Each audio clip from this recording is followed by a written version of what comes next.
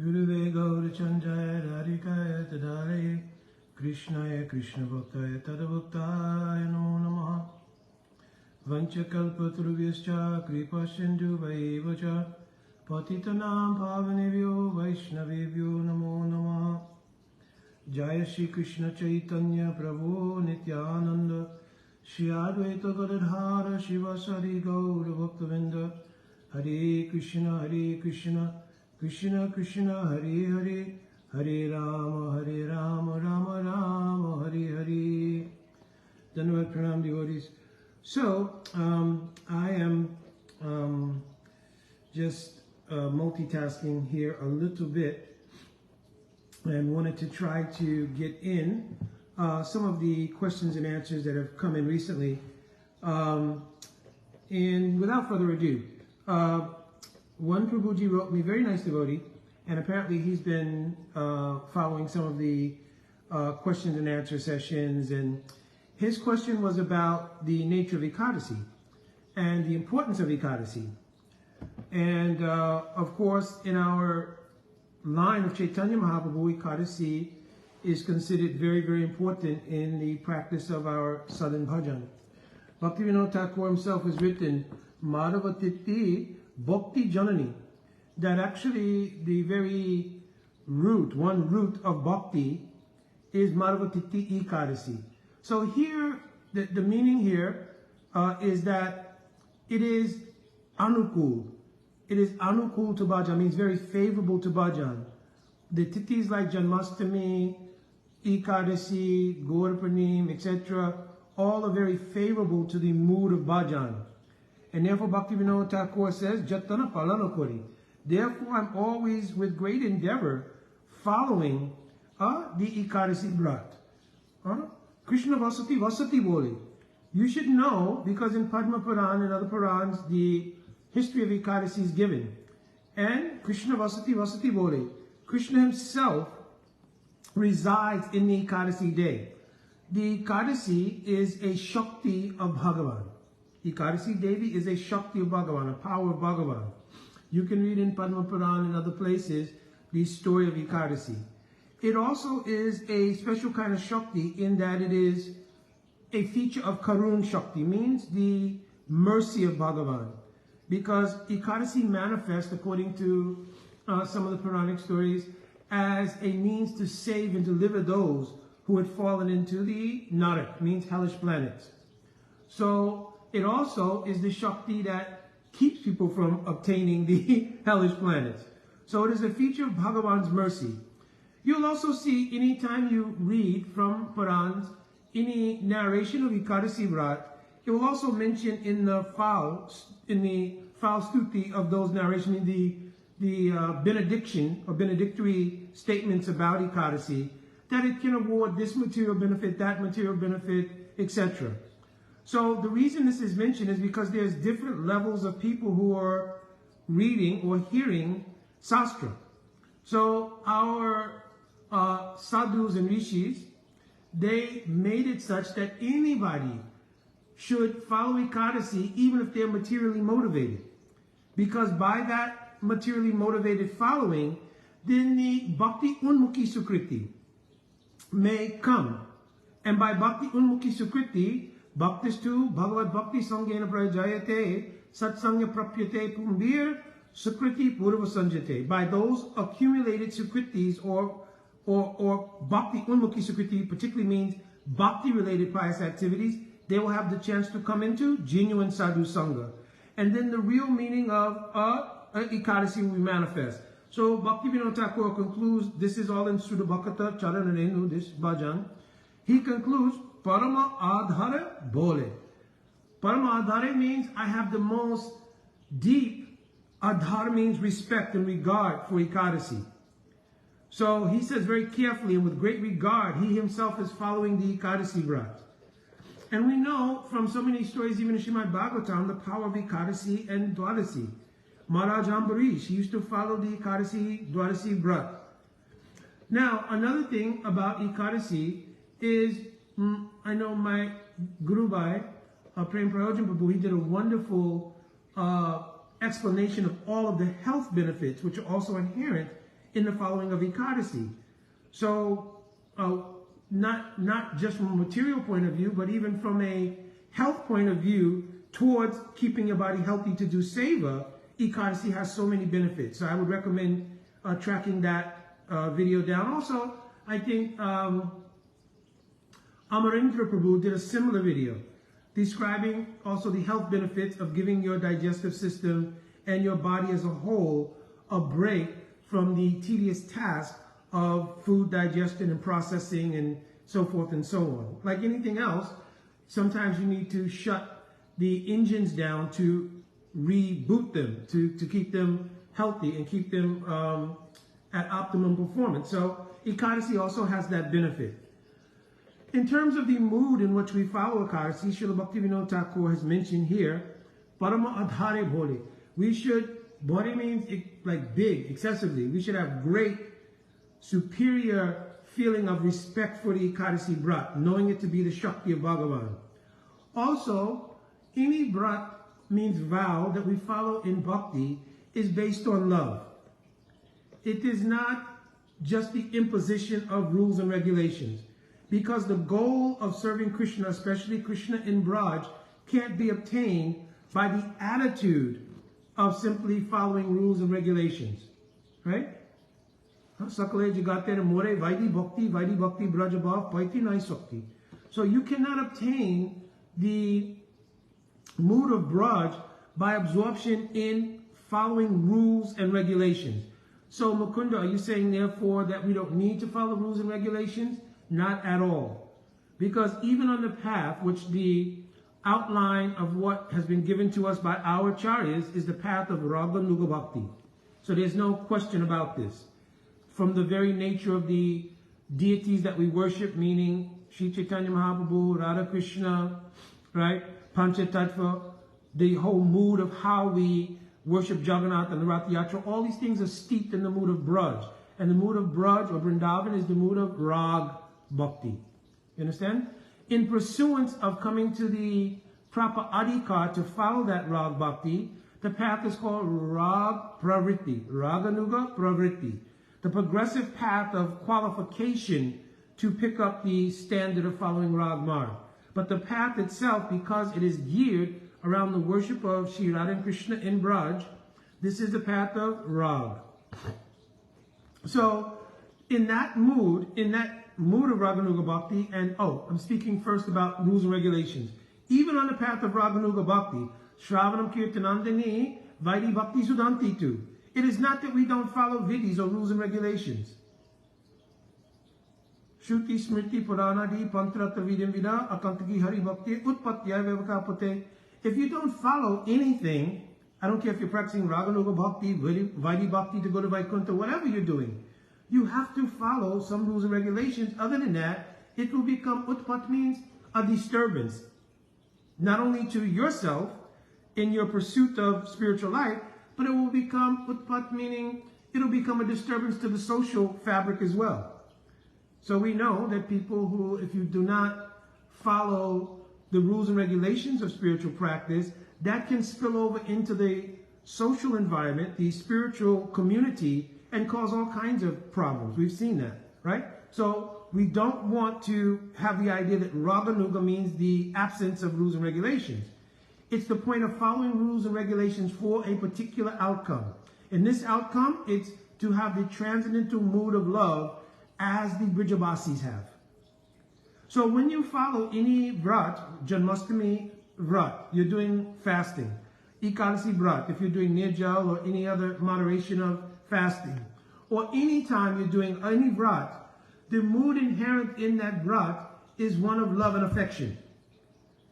Just like during Janmashtami, of course, we fast until midnight.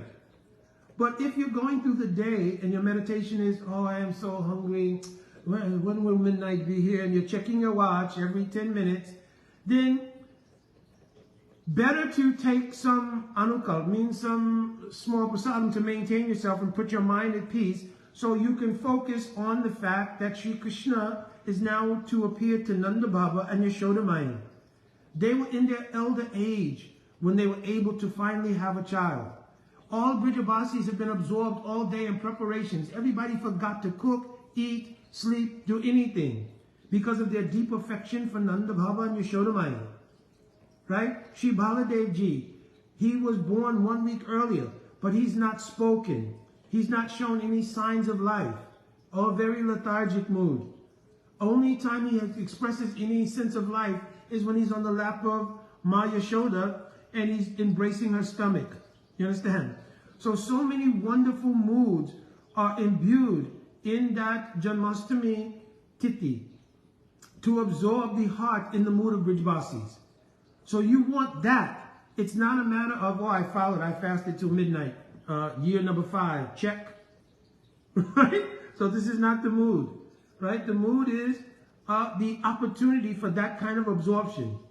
And also the temporary inconvenience to myself for the cause of service to Shri Nanda and Yashoda and Shri Krishna and our Brijabasis.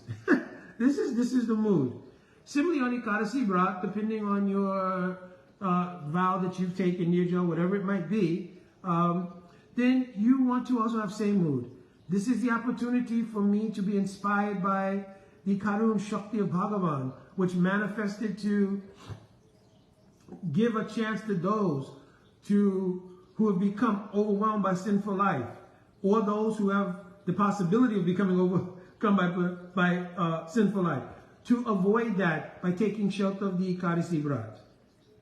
And where all the pop is residing in grains and beans and other things, then we will avoid that thing on that day. And more than that, we will spend that day in absorption of Shravan Kirtan Vishnu Smaran. We will spend that day absorbed in remembering, hearing, and chanting about the glories of our Ishtadev. And the glory also of Vaishnavas, those things which are Tadiya with our Ishtadev, means connected to our Ishtadev. Understand? So that is the importance of Ekadasi Vrat, especially for those who are following in this line of Sri Chaitanya Mahaprabhu. Maybe I'll conclude with this because, like I said, I am multitasking. But one other question came about actually from contact I had with a very dear friend of mine. I mean, we were playing music together for many years in different iterations. And we just both came up in the percussion community together in some ways. After a certain time, I was living in DC, and just such a very dear friend, really. I mean, it's hard to express because even in the material world, you don't really sometimes have friendships which are so deep. But I've been fortunate. I've had a lot of very sincere friends, even in in the material context of friendship. And of course, in our case, there was a lot of spirituality always that kind of connected us because there was some spirituality around the way we were doing our drumming. So I'm not going into details here. But anyways, this morning I received a text from him and we were having some conversation back and forth. And he was asking, because he's also followed the Vedic path, and he's mature also person in his following and studies, and he has also an affinity for bhakti. He likes bhakti, he's studied Bhagavad Gita, etc. So he was just asking the question, and it was a pretty amazing question. What does it mean to obtain bhajan siddhi? What is the perfection in bhajan? So it was such a nice question. My wife was also present, and I was reading the question to her at the same time I was answering on the text.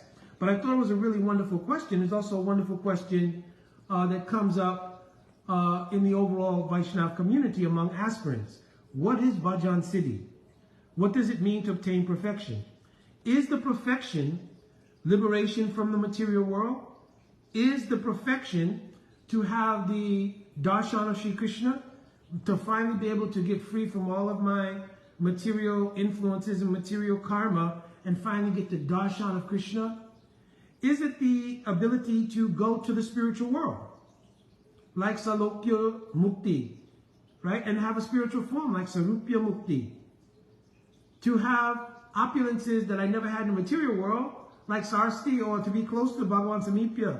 So any of the 4 types of liberation, is that the goal? Of course, in our particular line, is the goal to go to Vrindavan.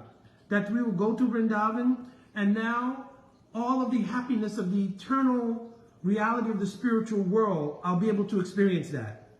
So we have to know what is the siddhi that we are trying to obtain by the sadhana. Sadhana means asadhya. One of the very first things that my Guru Parapadma Nittalila Pravishtam Vishnupada Paramahamsa Astotara Sato Sisimad Srila Bhakti Vedanta Narayan Goswami Maharaj, and also my Shiksha Gurus Nittalila Pravishtam Vishnupada Paramahamsa Astotara Sato Sisimad Srila Bhakti Vedanta Swami Maharaj, Jagat Guru Srila Prabhupada, and also Nittalila Pravishta Pad Paramahamsa Astotara Sato Sisimad Srila Charakeshu Srila Bhakti Pragan Keshu Goswami Maharaj, because in his biography, Srila Gurudev has written many of his teachings, and there also, as well as all of our acharyas, and even all of our contemporary acharyas who have shown so much mercy to me. I'm also in that prayer, including all of them, even all of my Guru Bhai and Guru Venmi, my God brothers and God sisters, who've also helped me so much in so many ways, all included in that prayer. But one of the first things my Guru Parapadma spoke when coming to the West was the need to understand sadhana and sadhya. What is the means and what is the goal? A sadhana that does not have a sadhya is not really sadhana. In other words, if you don't establish a goal, then your practice is not really a practice because it doesn't have a conclusion. Even in the mundane world, if you see people practicing over and over again a particular athletic event, then that practice has the goal of becoming accomplished in that particular sporting event. If you see people practicing a certain art of any kind of discipline, well, the end goal is that their proficiency and accomplishment in that particular art or goal will be accomplished. So every kind of practice, even mundane practices, have a goal. So in spiritual life, every spiritual sadhana has a goal. All spiritual practices don't lead to the same goal, however. So then we have to have vivek, means discrimination, to see what particular practice leads to what goal. Now, if you've come by great fortune, by previous samskars, into the path of bhakti, in particularly into the line of Chaitanya Mahaprabhu, there is a sadhya in the teachings of Mahaprabhu. What is that sadhya? It's expressed by Srila Vishwanath Chakravarti Thakurpad. He's expressed, Arajo Bhagavan Rajisha Tanayas Tad Dhamma Vrindavana Ramyaskaschit Upasana Vrajavadu Varagena. Right? That our ultimate sadhya is to obtain the upasana. Upasana here really means love, not just worship, but love of Krishna, who's the son of Rajendra Nandan, Rajisha Tanai, right? To obtain the service of Sri Krishna in Vrindavan. How? Ramyaskaschit Upasana. In the upasana, in the mood of love, which was held by the gopis, and among the gopis, especially by Srimati Radhika. So the special feature of our goal is to have the loving Anukul Seva to Krishna in the mood held by gopis, especially the highest gopi, Srimati Radhika. Because we can't have Radhika's mood, then we can aspire to the service of that mood. That is called Paryadasi Bhava Manjari Bhava. So Manjari Bhava, not really some esoteric, mystical thing. It means the mood of having service to Radhika in her service to Sri Krishna. This is the meaning. There are many deep nuances for sure, but it's not something that is some foreign mystical concept or something. This is the sadhya, the goal of the practice of bhakti in the line of Chaitanya Mahaprabhu. Certainly, other rasas also there. Sakya rasa, Vatsalya rasa, it's not that they're not there. But also Sakya ras, Vatsalya ras, it is also ultimately Radha Dasyam, because everything is a participant in the ultimate relationship between Radha and Krishna. So in that way, it's Radha Dasyam. It is directly Radha Dasyam when there is no mood except the mood of service to Srimati Radhika. This is called Tat Tat Bhava Ichamai. That the Icha, the desire to have Tat Tat Bhav, means to have the mood of service to Radhika's mood. Right? This is the sadhya, primary sadhya in the line of Sri Chaitanya Mahaprabhu. Understand? So that is our sadhya. So our practice has that goal. And the reason this is extremely important and helpful is because knowing the goal, you can ascertain your progress on the path. If you know you're going to California and you have reached Arizona, you have a measurement that I was in Florida, I'm probably 3/4 of the way there because I'm in Arizona. So the idea of having a sadhya or goal is both important in realization of my progress in the path. It is also important in knowing where I'm going. What is my conclusion? What am I trying to obtain? If I have no idea of what I'm trying to obtain, how do I know when I've got there? You understand? And when that's not present, then sadhana becomes ordinary religious practice, what our Srila Rupa Goswami called as niyamagraha or anustanic practice. Anustan means, anu means to follow, stan means establishing something. So an established practice that I do every day, I'm not really focused on an outcome, I just do this daily.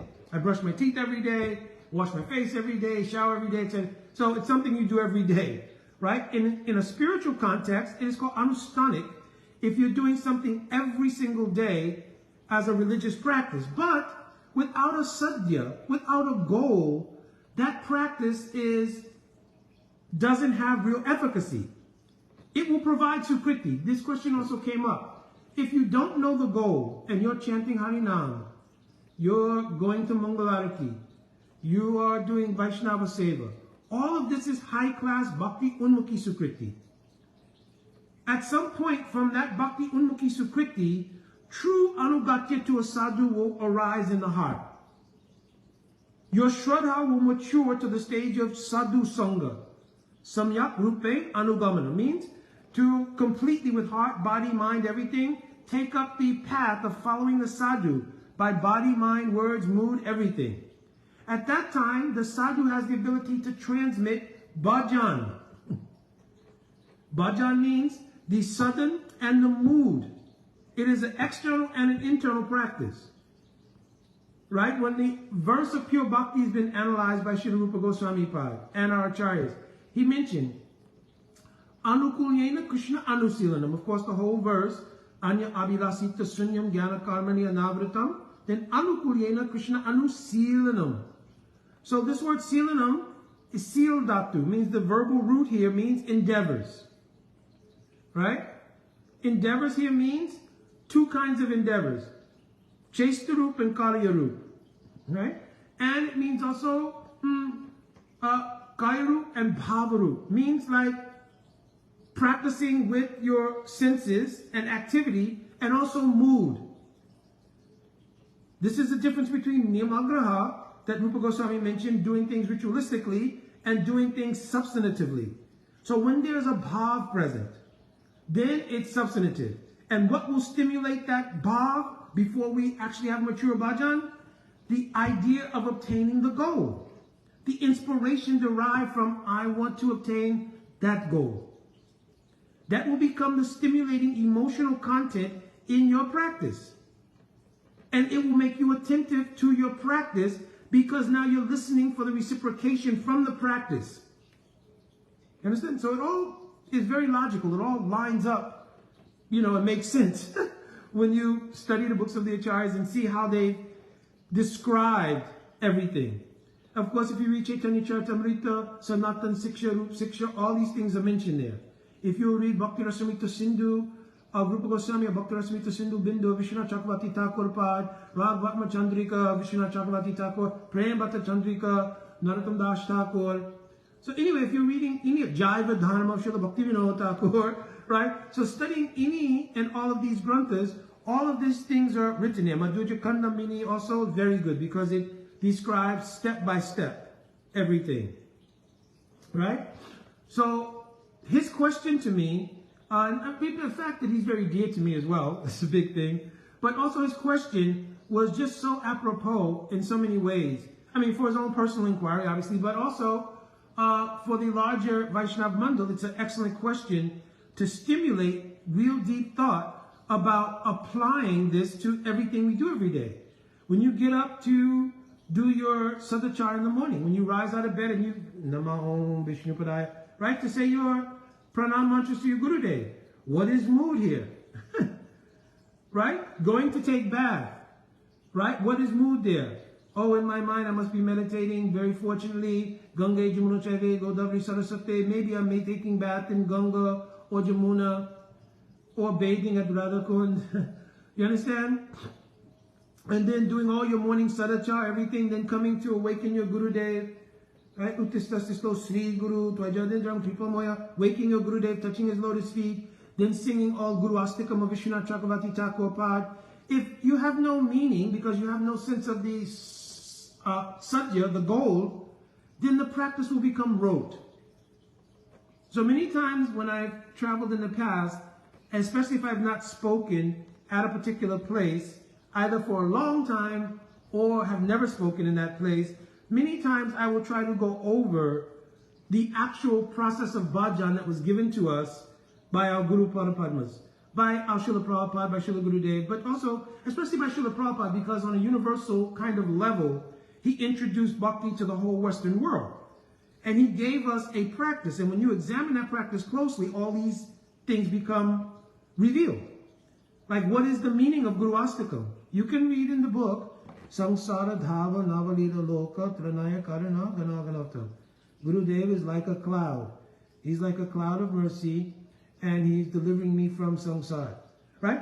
But until you hear the actual deep explanations of Guru Ashtakam, and then apply that dhyan, that meditation to the Guru Ashtakam in the morning, there is no connection between your mood and your practice. So many times I speak about what is the essential dhyan or meditation or mood in the practices we've given. Of course, from Guru Astakam, of course, in our mat we have Mangalarti song, Mangala Shri Guru Gaura, Mangala Marati, etc. On to Tulsi Puja, right? What are you asking, Tulsi? Please make me a resident of Vrindavan.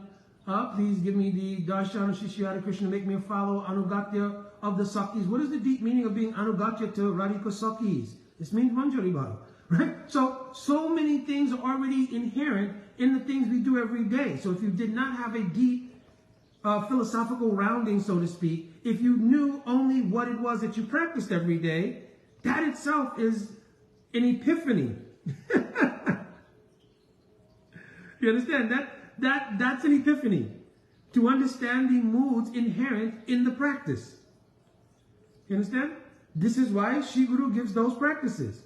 Why do we worship the form of Krishna in Tribanga? There's also forms of Krishna on a chariot in Kurukshetra. There's also forms of Krishna killing various demons.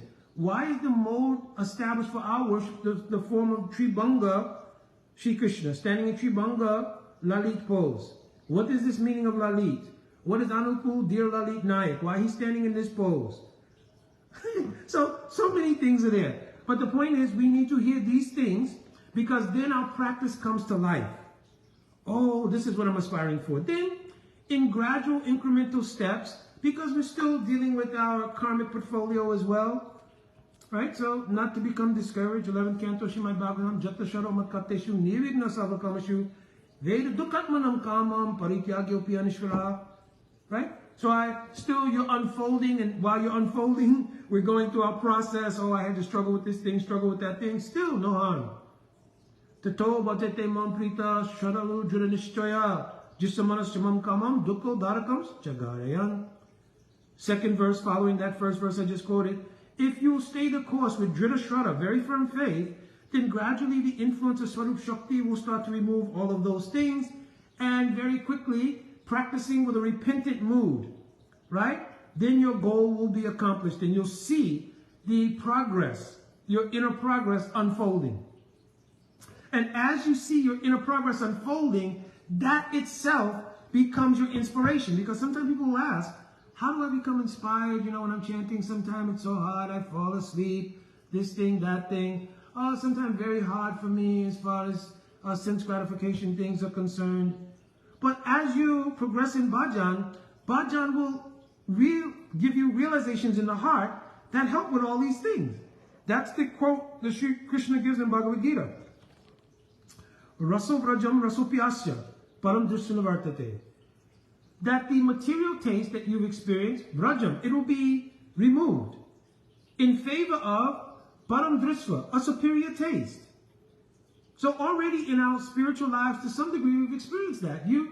Very few devotees are habituated to things they were habituated to before they came to bhakti. Nobody wants to eat meat and flesh and fish and all these things. Nobody wants to take intoxications. So at least in those basic areas of Srila Prabhupada called human existence, right? You've seen the influence of bhakti work. Because maybe in the past, these things were there in your life at some point. But now you're looking 20 years, 30 years down the line, 5 years down the line even, that these things are no longer pestering you, so to speak, because the influence of bhakti has come about. Now, maybe very deep-rooted things may still plague you from time to time, but here the verse is guaranteeing, if you have drita shraddha, fixed faith, go on practicing with proper understanding, then param drishvanavartate, Bhakti Devi herself will unfold in your heart through Sri Guru the deeper taste that's present in bhakti. It is called the rasa. And that rasa will replace the mundane rasa, means mundane sense gratification taste. And you'll begin to experience Susukam Kartamavyayam. Right? In Bhagavad Gita also, Pratyakshvagamam Dhamyam Susukam Kartamavyayam. Pratyakshvagamam. Pratyaksha means directly. So you'll have epiphanies, experiences yourself directly. Pratyakshvagamam Dhamyam. In this Dharma, you'll have your own realizations will come in your heart. Then Susukam Kartamavyayam. And then your practice will be Susukam. Right? You'll be so happy. Oh, chanting, so many realizations are coming. Oh, so much sweet Harikathas coming in my heart again and again. Remembering what I heard from my Guru Pada Padmanabh, Guru Vargas, right? How sweet is Srimad Bhagavatam. How merciful is Mahaprabhu's Leela. And our Krishnadas Kaviraj Goswami, Shri Vrindavan Das Thakur, Lochan Das Thakur, and Chaitanya. They've manifested Bhakti Ratnakar. so many books of Mahaprabhu. Chaitanya Charitamrita main, but how they've explained the glory of Srimad Bhagavatam in its Audodhya form, in its magnificent form, the mercy of Mahaprabhu. All these things will charm the heart. And any little struggles you're having, those things will go by the wayside. Like this. Yeah. So, I didn't mean to go as far as I did go. Oh, Hari Bol, Sadan Siddha Prabhu, Dandavats and Dandavats to Arjun Prabhu and other devotees I saw on. Parvati Didi, so many I saw devotees on, but I can't see now all over there. But my Dandavat Pranam and may Guru Vargas give blessings to all. So I'm going to conclude here, but I was really inspired because this is a very dear friend of mine, and we have a very, good history in the music that we perform together, and so forth, so on, and other things regarding, a lot of just things in friendship. So I really was very appreciative of him, and I look forward to seeing him. I'm expected to travel later on in the year, and I'm expected to go there, so I'm looking very much forward to seeing him. So, all right, my Dandavat Pranam. Vancha Kalpataruvishcha Kripa Shindavevacha Patitanam Pavanebhyo Vaishnavebhyo Namo Namaha. Jai Radhe Radhe.